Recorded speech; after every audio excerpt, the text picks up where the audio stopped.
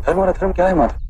जिस मार्ग पर चलकर मनुष्य स्वयं को आत्मा के रूप में देखता है, परमात्मा के अंश के रूप में स्वयं को जानता है, उस मार्ग को धर्म कहते हैं।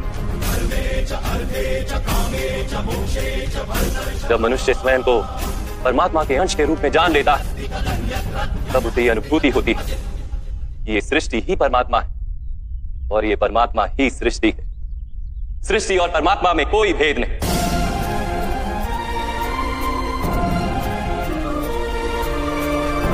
जो मनुष्य ये जान लेता है, वो दूसरे मनुष्यों और प्राणियों की ओर निर्दयी और कठोर नहीं होता।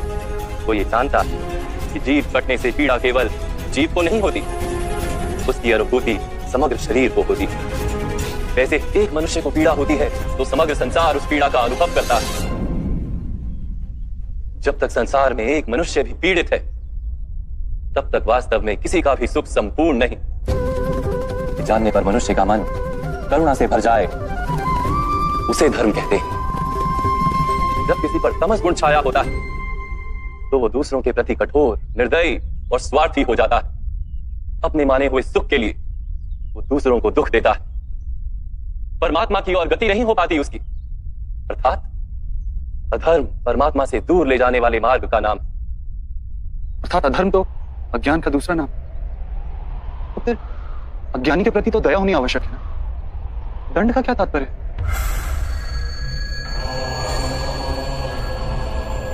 अज्ञानी जब ज्ञान का मूल्य जानने को सजना, ज्ञान पर दृष्टि डालने को भी सजना, तब दंड ही दया है। उसके प्रति भी और दूसरों के प्रति भी। सृष्टि की गति सदा ही परमात्मा की ओर हो, यह अनिवार्य। किंतु कभी कभी ऐसी स्थिति उत्पन्न हो जाती कि अज्ञान, मोह और अधर्म बढ़ जाता है। संसार से धर्म लुप्त हो जाने का भय उत्पन्न हो जाता है। संसार से जब धर्म लुप्त हो जाता है, करुणा भी नष्ट हो जाती है और सत्य भी नष्ट हो जाता है। आने वाली पीढ़ियों को धर्म प्राप्त हो सके, इसके लिए आज अधर्मियों का नाश करके धर्म की पुनः स्थापना करना अनिवार्य है। आज भी ऐसी ही स्थिति है पार्थ, और धर्म स्थापना का कर्तव्य तुम्हारा है। इसलिए निर्बलता का त्याग करो और इस युद्ध के लिए सज्ज हो जाओ, और इस युद्ध के लिए सज्ज हो जाओ, इस युद्ध के लिए सज्ज हो जाओ।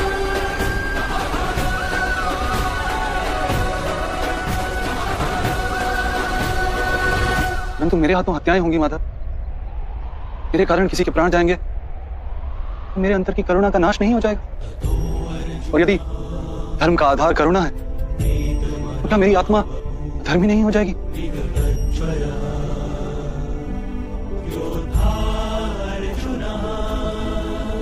धर्म का बंधन अवश्य निर्मित होता है, किंतु कार्य का बंधन निर्मित नहीं होता पार्थ। तुम्हें कर्म और कार्य के बीच क्या भेद है, ये जानना आवश्यक है। सभी कर्म कार्य, किंतु सभी कार्य कर्म नहीं। कर्म उस कार्य को कहते हैं जिसके साथ फल की आशा जुड़ी। मनुष्य जब भी सुख की, संपत्ति, प्रशंसा की आशा रखकर कोई कार्य करता है, तो वो उस कार्य के फल से बंध जाता है। जब किसी कर्म को फल की आशा से किया जाए, तो उसे सकाम कर्म योग कहते हैं, और जब किसी कर्म को बिना किसी फल की आशा से किया जाए, तो उसे निष्काम कर्म योग कहते हैं। इसी कारण से उसे बार बार जन्म लेना पड़ता है। वास्तव में मनुष्य को कोई कर्म नहीं बांधता, इस कर्म से जुड़ी आशाएं उसे बांधती।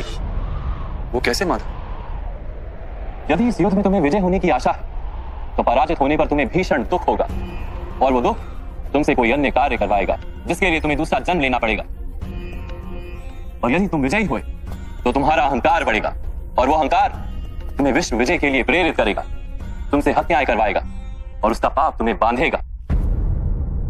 विचार करो, यदि तुम्हें इस युद्ध में ना विजय का मोह और ना पराजय का भय, तो इस युद्ध के अंत में तुम्हें सुख प्राप्त होगा या दुख प्राप्त होगा?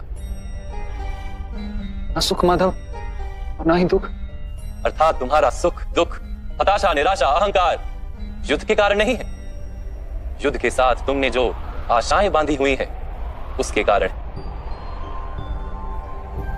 क्या ये सत्य नहीं है पार्थ?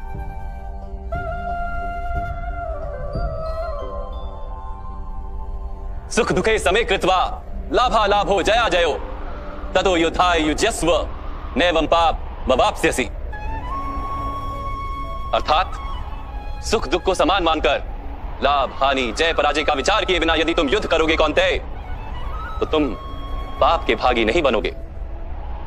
इसी को कर्म योग कहते हैं। जो सांख्य का ज्ञान प्राप्त कर लेता है वो ये जान लेता है कि वो शरीर नहीं, केवल एक आत्मा है। शरीर के भोग और अनुभव तो केवल मृत्यु तक है, अर्थात वास्तविक नहीं, केवल माया है। उसके लिए कर्मयोगी बनना सरल हो जाता है।